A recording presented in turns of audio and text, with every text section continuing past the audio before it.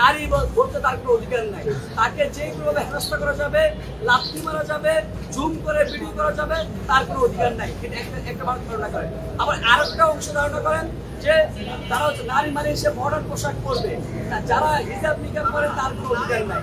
এই যে বাইনারিটা, যে মতাদর্শটা আপনি এর বিরুদ্ধে অবস্থান করতেছে।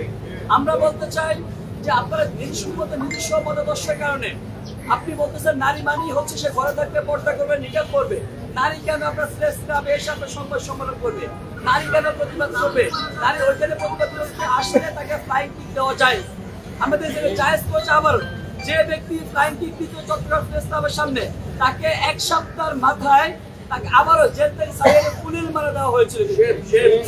আমরা দেখেছি 5 আগস্ট ছাত্র শিবির ঢাকা বিশ্ববিদ্যালয়ের মাটিতে আত্মস্বীকৃত রাজাকার থেকে নরমালাইজ করার চেষ্টা করেছে। কিছু নারী শিক্ষার্থী ঢাকা বিশ্ববিদ্যালয় প্রতিবাদ নারী কণ্ঠস্বর তারা সেখানে প্রতিবাদ করেছে। আমরা বিপরীতে কি দেখেছি, ওই ঢাকা শিবিরে একজন নেতা এসে ওই নারীদের জুম করে ভিডিও করতেছে। তার মানে তার মনোভাবের জায়গাটা হচ্ছে এটা, যে নারী তার মতাদর্শের বাইরে কি প্রতিবাদ করবে সে নারী না, সে নারীদেরকে কতভাবে হেনস্থা করা যায় সে কতভাবে করবে। তারা মনে করতেছে তার মতাদর্শের বাইরে তাকে লাথি দেওয়া যায়, তার জুম ভিডিও করা যায়, তাকে যে কোনোভাবে হেনস্থা করা যায়। যারা করবে তাদেরকে পুলিশ মানুষের শুভেচ্ছা দিবে। এই যে মনোভাবের জায়গা আমি সেটা পরিবর্তন করতে চাই। আমরা বারবার করে বলে আসতেছি রাজনৈতিক দলগুলো একটা ঐক্যমতে আসা উচিত, একটা চুক্তিতে আসা উচিত যে নারীদের জন্য আমরা নতুন করে বলতে নতুন করে অনেকে বলতেছে নারীদের জন্য নিরাপদ ক্যাম্পাস চান, কিন্তু যারা আবার লাভ দিচ্ছে তাদেরকে পুলিশ মানুষ বরণ করে নিচ্ছে। আজকে গতকালকে আমরা বারবার করে বলে আসতেছি দেখেন ঢাকা বিশ্ববিদ্যালয়ের যে কালচার, যে রাজনীতির যে কালচার, সেই কালচার আপনাকে অবশ্যই এই কালচারটাকে চর্চা করতে হবে। বিগত দিনে আপনি আপনার স্বার্থের জন্য, সংগঠনের স্বার্থের জন্য আপনি একমত অবলম্বন করেছেন, আপনি চুপ থেকেছেন, চুপা রাজনীতি করেছেন, গুপ্ত রাজনীতি করেছেন। ভাই এখন সময় আছে, এখন অন্তত আপনি প্রকাশ্যে আসেন।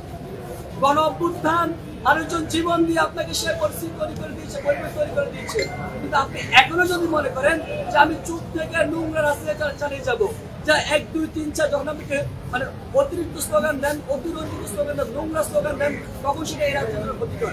আপনি রিটকারী নারীকে যখন আপনি গণধর্ষণ হুমকি দেন, সেটা এই রাজ্যের জন্য ক্ষতিকর। আপনি মনে করতেছেন যে আপনি অপ্রকাশ থেকে অ্যাডভান্টেজ নেবেন, কিন্তু সেটা কখনো ঢাকা বিশ্ববিদ্যালয়ের শিক্ষার্থীরা কিংবা আমরা কখনো হতে দেব না। আপনি মনে করছেন যে গুপ্ত রাজনীতি করলে একটা অ্যাডভান্টেজ আছে। আমার দলে কোনো কর্মী যদি নারীকে গণধর্ষণে হুমকি দেয়, আমি খুব সাবলীল বা সেটাকে ডিনাই করতে পারবো, অস্বীকার করতে পারবো। কিংবা আমি বিগত 5 বছর অপকর্ম করেছি, ছাত্রলীগের হল ক্যান্ডিডেট হয়ে ছাত্রলীগের কায়দাকে, ছাত্রলীগের কালচারকে খুব নোংরাভাবে চর্চা করেছি। আমি যদি এখন প্রকাশ আসি সেগুলো প্রকাশ হয়ে যাবে। আমরা স্পষ্ট করে বলতে চাই রাজনীতি অবশ্যই স্পষ্ট হতে হবে, রাজনীতি প্রকাশ্যে আসতে হবে। যারা এখনো হ্যাকমত অবলম্বন করতেছেন তাদের উদ্দেশ্যে বলতে চাই এই হ্যাকমত অবলম্বনের কালচার ঢাকা বিশ্ববিদ্যালয় আর চলবে না, কখনোই চলবে না। আমরা ঢাকা বিশ্ববিদ্যালয় প্রশাসনের প্রতি আহ্বান জানাতে চাই, যে ব্যক্তি নারীকে গণধর্ষণে হুমকি দিয়েছে তার সর্বোচ্চ বিচার আপনারা নিশ্চিত করুন। একই সাথে যারা এখনো মনে করতেছেন গুপ্ত রাজনীতি করে আপনার গুপ্ত কর্মী বাহিনী দিয়ে আপনার যে গুপ্ত রাজনীতি চর্চা করে হাজির করবেন, আবার ধরা খাওয়া যাওয়ার পরে আপনি আবার অস্বীকার করবেন, এই কালচার থেকে আপনারা ফিরে আসুন। বারবার করে আমরা উদাত্ত আহ্বান জানাচ্ছি, এই কালচার থেকে আপনারা ফিরে আসুন। সর্বশেষ আমি একটা কথা বলতে চাই যে নারীর প্রতি একটা কমফোর্ট জোন তৈরি করতে হবে। যে সে ভদ্রের হোক না কেন, সে মতানন্দ হোক না কেন, নারীকে তার সক্রিয়তা চর্চা করতে দিতে হবে।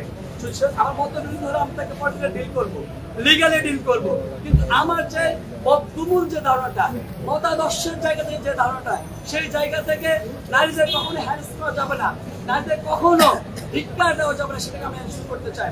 সর্বশেষ নির্বাচন কমিশনকে আবারও একটা আহ্বান জানাই, নির্বাচনের পরিবেশ সুষ্ঠু আছেন, শিক্ষার্থীদেরকে আপনারা হচ্ছেন অনুপ্রাণিত করুন, নিরুৎসাহিত করবেন না। শিক্ষার্থীরা নিরুৎসাহিত হয়ে 9 দিনের ছুটিতে তারা বাড়ি চলে যাচ্ছে। সেই জায়গাটা আপনারা কিভাবে কোন প্রসেসে গেলে, আগে তো আপনি তো শুনেন নাই, কোন প্রসেসে গেলে শিক্ষার্থীরা উৎসাহিত হবে। কোন একটা উৎসাহকে আপনি তার পাশে ডিবেটিং করবেন না, শিক্ষার্থীকে উৎসাহিত করুন, শিক্ষার্থীদেরকে টাকসুর জন্য ক্যাপাবল করে তুলুন, যাতে করে আবারও না বলতে হয় যে আমরা 1 বছর পর যে প্রতিনিধি নির্বাচিত আমরা প্রতারিত হয়েছি। যারা নারীদের নিরাপত্তা নিয়ে কথা বলতে গিয়ে তাদের নারীদের কাছে এসেছেন, ফ্যাসিলিটেশন জায়গা থেকে নারী হয়তো ভোট দিয়ে দিয়েছেন, কিন্তু আবারও দেখা যাচ্ছে নারীরা দর্শনের শিকার হচ্ছে, হুমকির শিকার হচ্ছে, আবার নারীকে ফাইন কিক দেওয়া হচ্ছে।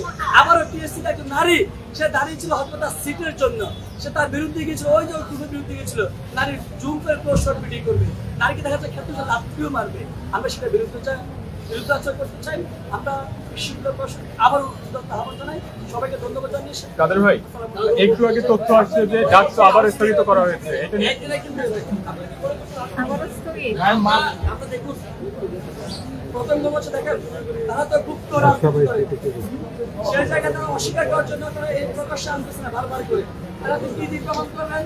অবশ্যই অফলাইন হবে অনলাইন কর্মকাণ্ড দিয়ে। সামনে থেকে সামনে থেকে শিবিরের সমর্থক হিসেবে সে ঘোষণা করেছে। আমরা বারবার করে বলছি তাদের হলে কতজন কর্মী আছে, জনশক্তি কতজন আছে সেটা প্রকাশ করুন। কেন প্রকাশ করতেছেন না? শিবিরের যে সভাপতি বর্তমান তিনি বলতেছেন হলে কারা শিবিরের সাথে সবাই জানে। তার মানে কি আমরাও তো জানি কারা শিবির, তার মানে আমরা যদি অফলাইন কর্মকাণ্ড অনলাইন কর্মকাণ্ড স্বাভাবিকভাবে পরাদের বক্তব্য থেকে বলতে পারি, যদি আমরা জানি তাহলে বলতে পারি আপনি শিবির করেন, কারণ তিনি প্রমাণ দিয়েছেন। সেই জায়গাতে মনে হয়েছে স্পষ্ট প্রমাণ আছে ছাত্র শিবিরের কর্মী, ছাত্র শিবিরের জনশক্তি সেটা তিনি নিজেও স্বীকার করেছেন।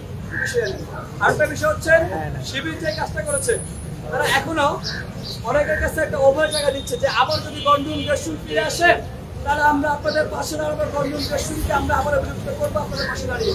কিন্তু আমরা বিগত দিনে কি দেখেছি, যখন গন্ডুম গ্রেসুম আছে তখন আমরা গন্ডুম গ্রেসুম বিরুদ্ধে কথা বলতে গিয়ে আমরা জেনে গিয়েছি, আমরা হল থেকে নেমে গিয়েছি। কিন্তু আমরা দেখেছি বিপরীতে শিবিরের যে বর্তমান যে সভাপতি কিংবা এর আগের যে সভাপতি তারা কিন্তু হ্যাকমত অবলম্বন করে হলে ঢুকেছে। তারা কিন্তু শুধুমাত্র নিজের স্বার্থের জন্য, নিজের গোষ্ঠীর স্বার্থের জন্য তারা হলে ঢুকেছে। আমরা দেখেছি শিবির যে বর্তমান সভাপতি তিনি হচ্ছে আমাদের ইউনিভার্সিটি সমাজকল্যাণ পদ নিয়েছে। আমরা দেখেছি আগে তিনি কিন্তু হচ্ছেন শিবিরের একজন হল ক্যান্ডিডেট ছিলেন। ছাত্রলীগের হল ক্যান্ডিডেট থাকলে কতটুকু ছাত্রলীগের কাজেটা চর্চা করতে সেটা আপনারা ভালো করে জানেন।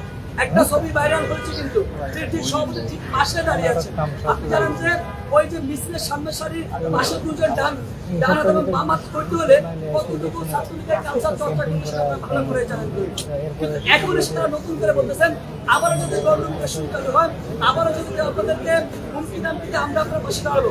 কিন্তু শিক্ষার্থীরা কি বলতে দেখেন, শিক্ষার্থীরা বলতেছে আরে ভাই আপনি তো এখন প্রকাশ্যে আসেন নাই, আপনি নিজের সন্ধিহানের মধ্যে আছেন যে আবার যদি গণতন্ত্রের শুরু ফিরে আসে আপনি আবারও লুকাই যাবেন, আবারও গুপ্ত রাজনীতি চর্চা করবেন। শিক্ষার্থীরা নিজের সন্ধিহানের মধ্যে আছে যে ব্যক্তি যে পার্টি যে সংগঠন নিজে এখনো সন্দিহান আছেন যে আবার গণতন্ত্রের শুরু ফিরে আসলে আমি কোন হ্যাকমত অবলম্বন করবো, আবারও ছাত্রদল করে যাবো কিনা, সেই ব্যক্তি কিভাবে শিক্ষার্থীদের পাশে দাঁড়াবে এটা কনসার্নের বিষয়। এটা আশা করি শিক্ষার্থীরা বুঝবে, কারা নতুন করে কমিটমেন্ট দিতে আসতেছে আর কারা বিগত দিনে প্রুভেন ফ্যাক্টর হিসেবে যারা কাজ করে গেছে শিক্ষার্থীদের পাশে দাঁড়িয়েছে, কোনো প্রকার অজুহাত দেখায় নাই, কোনো প্রকার প্রতিবন্ধকতা দেখায় নাই, কোনো প্রকার হ্যাকমত অবলম্বন করে না, শিক্ষার্থীরা ভালো করে জানবে।